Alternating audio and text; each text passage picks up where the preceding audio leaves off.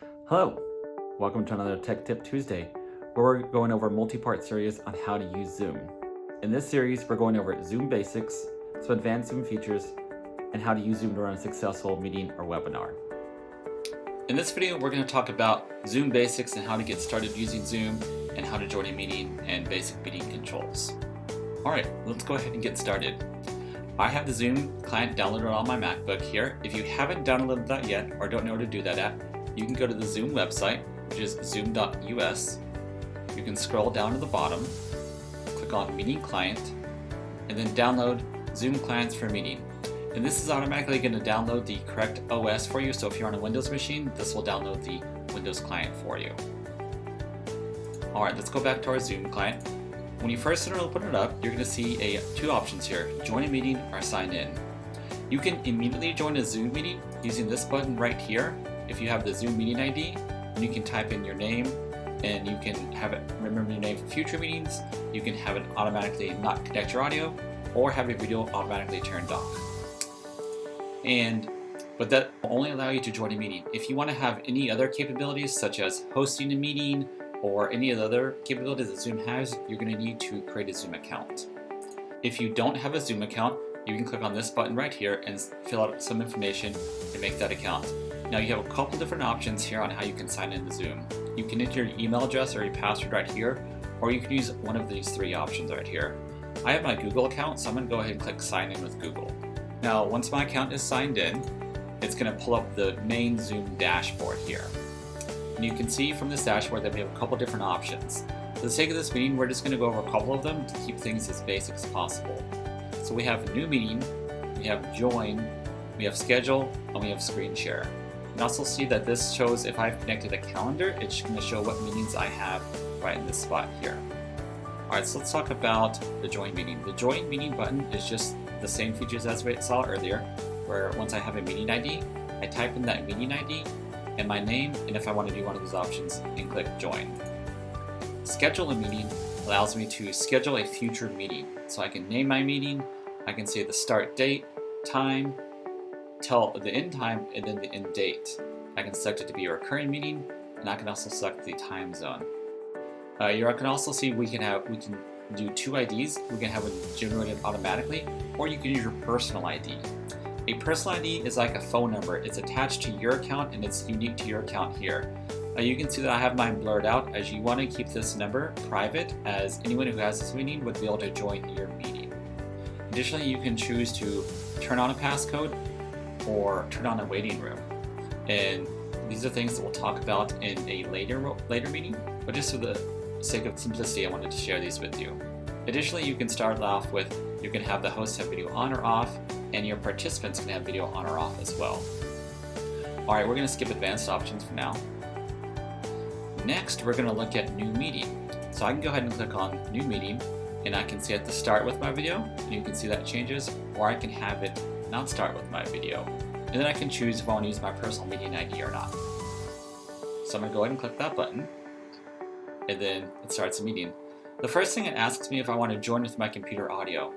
So this is going to be if you want to use your internal computer speakers or using the internal microphone. So I could click this button and it's going to use my internal speakers. I'm not going to do that right now, as it would cause feedback on my computer. You can additionally have it test your speaker microphone to make sure everything's working before you jump into the meeting as well.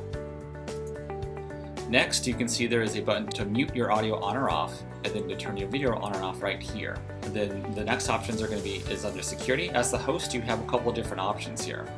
You can lock the meeting, which enables you to not allow people to enter the meeting after the meeting has started and all the participants that you want have joined. You can enable the waiting room, which acts as a room for you to see who wants to join your meeting, and then you can approve or reject their invitation into the meeting. You can allow participants to share their screen, chat, rename themselves, or unmute themselves. Next, we have the participants window. This is going to be where you see all the participants that are in your meeting currently and things that you can interact with. You can see right now, since I'm the only person in here, I only have two different options. In a later video, we'll talk about what options you can do when you have participants in the meeting. The next is the chat window, which is going to be where people will type and chat any type of messages to you. Additionally, you can chat with one person privately, or you can talk to people publicly. And you can, if you want to add a file to be shared with everyone, you can use one of these different services or pull a file from your computer. The next is the screen share option, which we'll be doing a video about that as well, which will allow you to share your screen from multiple different places to just add to your presentation. Say you wanted to share a PowerPoint presentation or you wanted to share a movie clip, you can do it in the screen right here.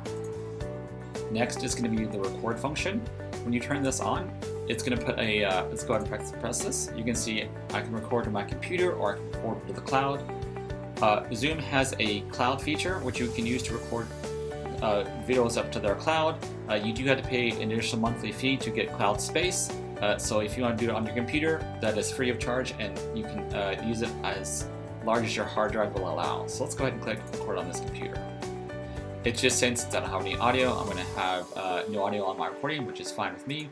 And you can see that now I have this recording light right here. Everyone on your screen is going to see this recording light, so they will know that they are being recorded. It's always nice to let your participants know that you're recording them, just so they're aware so they can set their video settings accordingly. Alright, so I have two settings when I'm recording, which is pause and stop. So I can pause the recording, and it says recording paused. And I can press play to start again. When I'm done with my recording, I can press stop. And that's going to go ahead and turn off the meeting notification right there.